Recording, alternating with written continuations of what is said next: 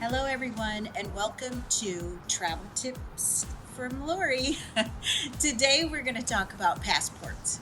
This is a really good one that everybody should know, so I hope you find this very useful. First of all, if you have any questions about a passport, and we're going to talk about U.S. passports, you can visit the State Department website and you'll find a lot of good information there. But before I go over my tips, I just want to let you know that if you have a passport booklet compared to the passport card, a lot of people talk about the two different choices. If you have a passport card, that's only good for crossing the border on land or sea.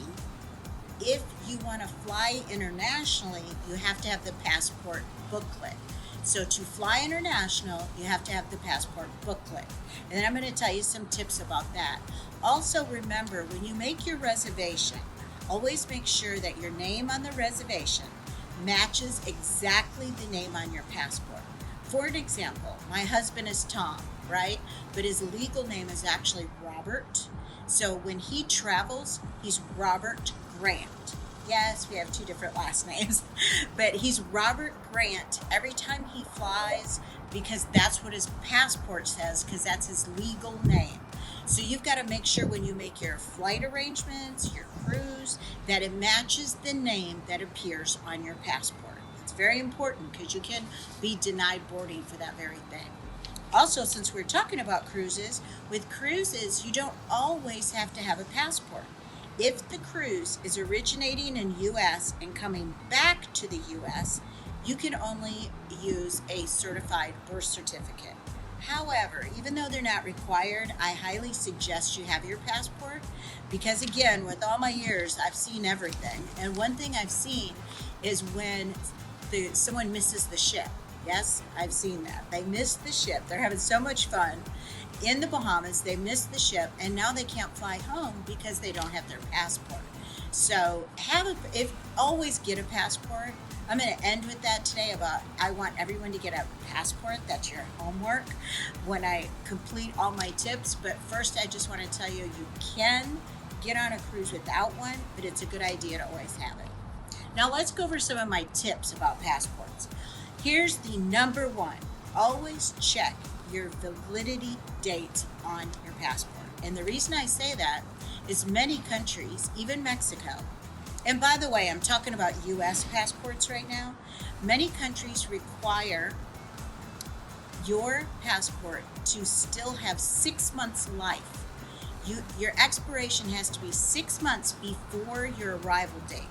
So even though there's an expiration date on that passport, it really isn't the expiration date. It's 6 months prior to that date, your passport will not be valid anymore.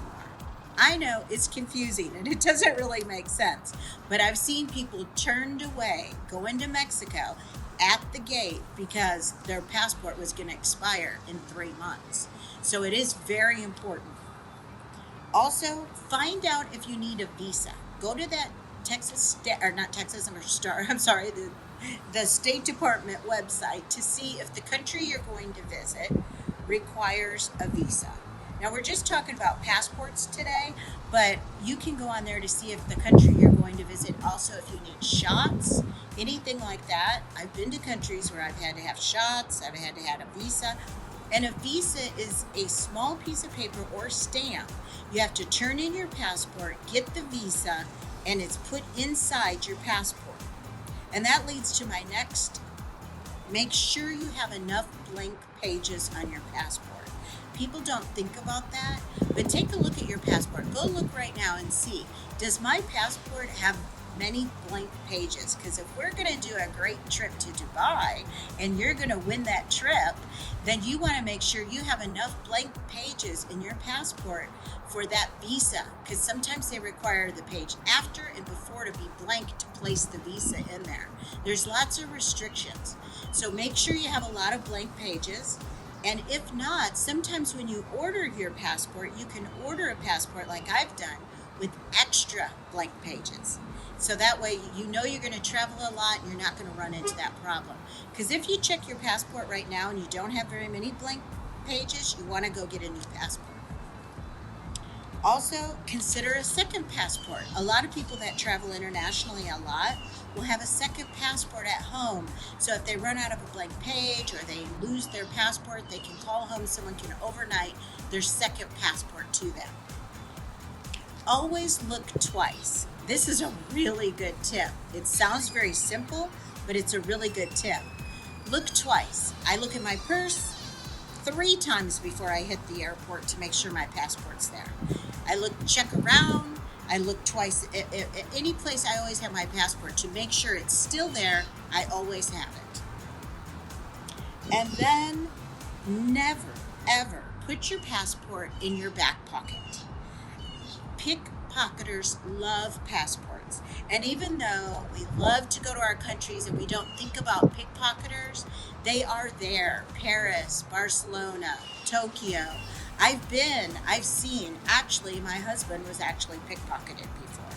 And it's quite the hassle to get that all straightened out. So don't put it in your back pocket. They have clothes made with inner pockets for it. They have those passport things that go around your neck. You can put underneath your shirt to hide it. But watch for pickpocketers. Always check twice, where's my passport? And keep it in a safe area so you'll always have it.